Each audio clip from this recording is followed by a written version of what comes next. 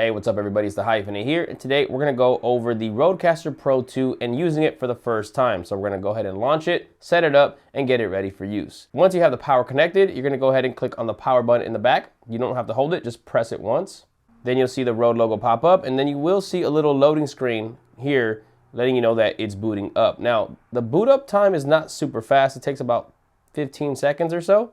And as soon as it's done, you'll see all the lights turn on. Then you'll see a welcome screen. Go ahead and click on the little next button. And then right away, you'll be prompted to do a firmware update. Now, unfortunately, there's no way around it. You have to do this. You'll see here a prompt that says to update and says get started. Go ahead and click on that. And then here you have the three different options on how to connect: Wi-Fi, wired, or Rode Central for PC and Mac. In this video, we're gonna be doing the wireless option.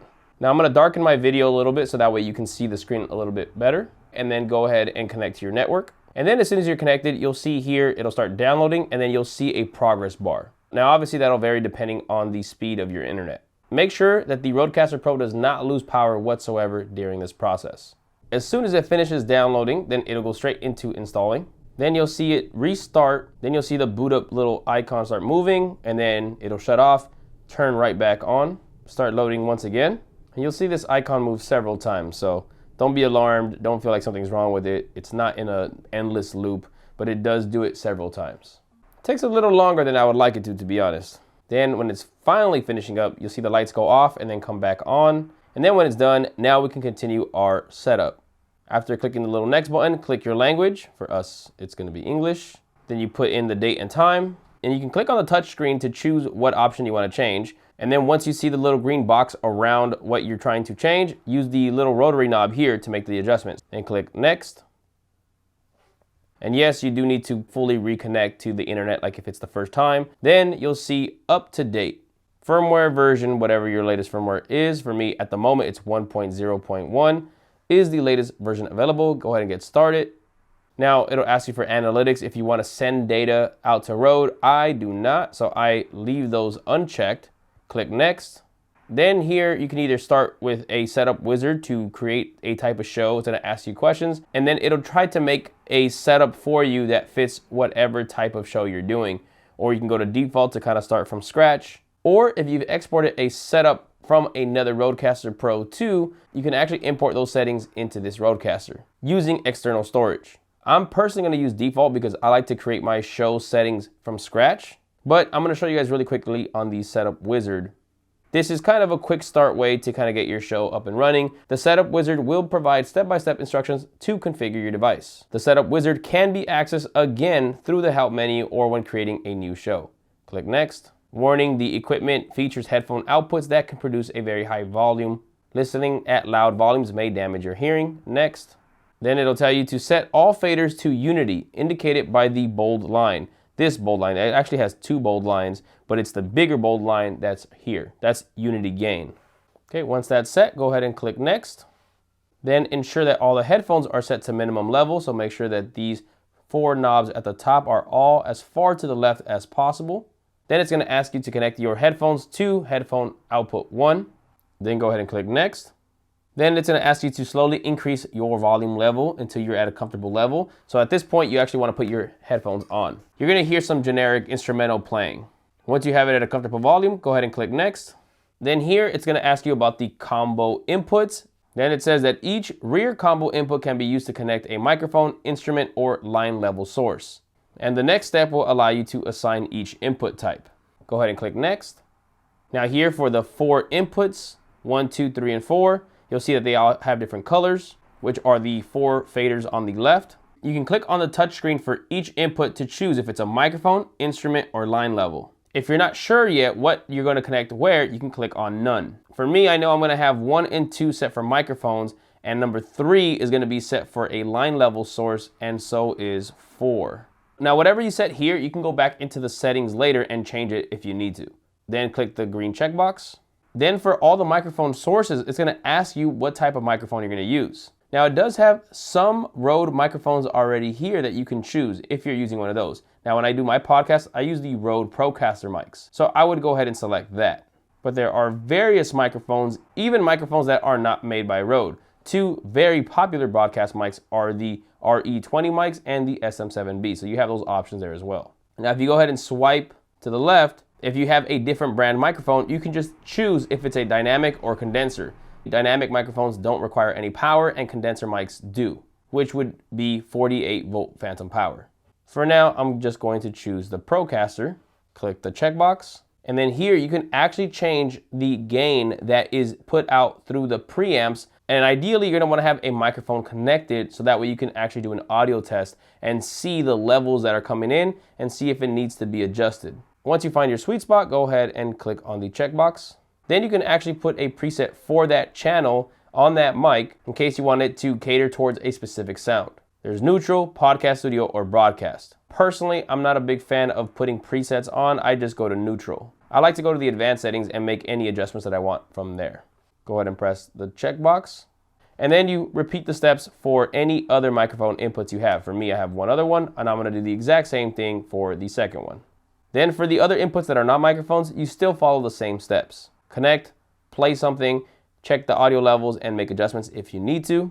Now, I do wanna mention that if you're using a line level input that has a TRS jack, where it has the tip ring sleeve, the 2 black stripes on the jack, that can actually accept stereo input via the 1/4" jack.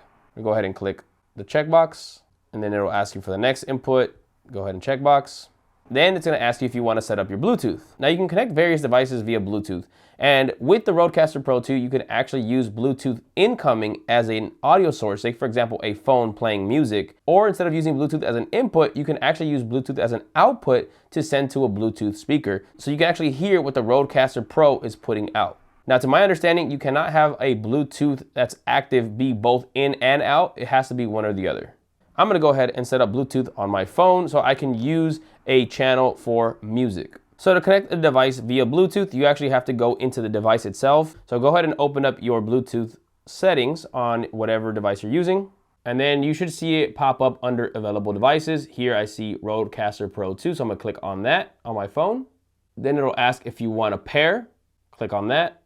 And that's how simple it is. Here on my phone, it already says connected for calls and audio, literally within seconds. Now I use Android and I use the Galaxy S22 Ultra. On these phones, it'll actually tell you what the Bluetooth is connected for. So here on my phone, it says connected for calls and audio. So I can actually play music on here as well as use it for calls. So I can actually use the microphones here to be used to talk, and then I can actually have the audio coming in through the headphones so I can hear the conversation. Now, once you finish the Bluetooth, it'll take you to the next page of the setup, which is USB inputs. Now here you can decide how you're gonna use these USB inputs. USB 1 can be used as a stereo input and multi-channel output device. Then you also have an option for USB 1 chat, which allows you to use chat features mix minus for use with communication apps, such as Discord, Zoom, etc. Then for USB 2, you can actually use this for an additional input and output device. Now that I'm not really gonna get into because it depends on what device you're using, whether you're using a phone, computer, etc. So many different ways you can use it. I am gonna have other videos on this channel that show you how to connect various types of USB peripherals such as phones and computers. So for now, we're just gonna go ahead and click on next. And then here now you have channel assignment. So you can actually change your different channels to whatever order you want. If I wanted my Bluetooth input as fader 1, I could easily just click, drag, and as soon as I let go, they change spots. But I'm gonna go ahead and put it back where it was. Again, you can assign your faders to whatever inputs, outputs you have, and you can also make those changes later. I'm gonna leave it as is for now. I'm gonna go ahead and click the little checkbox. The next step is to actually assign the pads. You can actually use these for sounds, effects, mixer actions, as well as MIDI. Now, because there's so many different options, I'm not gonna go through every single one of them. I will do another video about the smart pads exclusively. So we're gonna go ahead and click next. Here it tells you about shows, all device settings and preferences. So everything you set up will be saved as a show. Shows can be saved, loaded, and shared at any time through the shows menu. So you can actually have multiple shows saved. So whatever settings we just did can be, for example, show 1. Or if you set it up for a podcast, you can call that one podcast. And then if you want to do a different show, a different setup, let's say streaming, then you can have the other settings saved into a show called streaming. And then you can load between the different settings very easily. So you don't actually have to remember everything you set up for the different types of productions you were doing. Now I'm gonna click on the next button. Now, because we've done all our settings, I'm gonna go ahead and name this, and I'm actually gonna just keep it at default show, but you can name it whatever you want. I'm gonna end up deleting this because this current setup is not exactly how I want my shows to operate. This is just a tutorial for this video. So I'm just gonna leave it at that, click next, and then you can choose an icon so that way you have an image associated with that show.